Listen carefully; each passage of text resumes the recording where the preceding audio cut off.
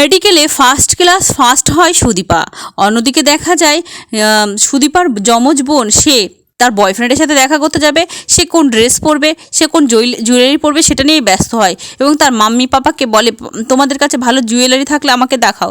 সে নিজেই আলমারি খুলে সমস্ত জুয়েলারি দেখতে থাকে। এমন সময় দেখা যায় তার ছোটোবেলার যে লকেটটা দীপা ভালোবেসে তার দুই নাতনিকে পরিয়েছিল, সেই লকেটটা সেই আলমারি থেকে পড়ে যায়। আর সেটা থেকেই ঘাবড়ে যায় সুরূপার বাবা, ভয় পেয়ে যায় এবং সুরূপার হাত থেকে সেই লকেটটা ছিনিয়ে নেয়। বলে বাবা এতে কী এমন ছিল তুমি আমার কাছ থেকে এইভাবে ছিনিয়ে নিলে? তখন বলে এটা আমাকে একজন কেউ দিয়েছিল, কিন্তু এটা বলা বারণ। সেই ভদ্রলোকের স্ত্রী বলে এমন কি কথা যেটা তুমি তোমার বউ মেয়েকে বলতে পারবে না? তখন ওই লোকটা বলে আছে এমন কোনো কথা আছে যেটা তোমাদেরকে বলতে পারবো না। উত্তেজিত হয়ে যায় লোকটি। তখন দেখা যায় সুরূপা বলতে থাকে আচ্ছা বাবা তোমাকে কিছু বলতে হবে না, তুমি রেখে দাও। এটা বলে সে সেখান থেকে বেরিয়ে যায়। তার মাও চলে যায়। ওই লোকটা সেই লকেটটা ধরে ভাবতে থাকে যে ছোট্ট স্বরূপা আর সুদীপার কথা। তারা দুই বোন, তারা যমজ বোন। এর আগেও তাদের দেখা হয়েছিল স্কুলের অনুষ্ঠানে। তারা দুজনকে চেনে না, অথচ দুজন দুজনকে কীভাবে আঁকড়ে ধরেছিল। তবে কি আবার তাদের দেখা হবে? তারা আবার কি মিলে যাবে? সমস্ত সত্যি সবার সামনে চলে আসবে?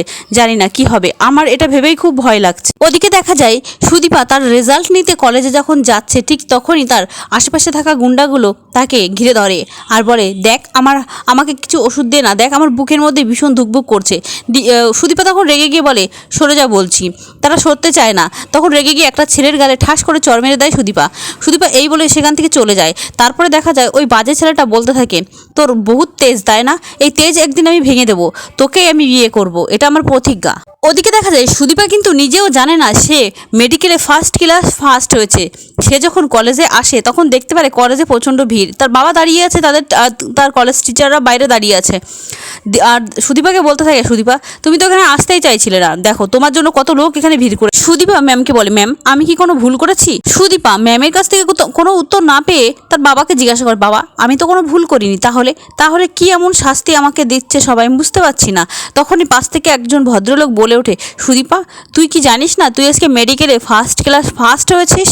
সুদীপা খবরটা শুনে খুবই খুশি হয়। তার বাবাকে জড়িয়ে ধরে বলে বাবা আমি পেরেছি, এবার দেখো আমাকে কেউ আটকে রাখতে পারবে না, আমি কলকাতায় যাবই, আমি অনেক বড় ডাক্তার হব। ওদিকে সুদীপার বোন পরমা, তার বয়ফ্রেন্ড একজন সিনিয়র পুলিশ অফিসার আর তার আন্ডারে কাজ করে সুদীপার বাবা জুনিয়র অফিসার হিসাবে। পরমা তার বন্ধুর সাথে যখন কথা বলছিল ঠিক তখনই তার বন্ধুর কাছে একটা ফোন আসে, পুলিশ অফিসারের ফোন।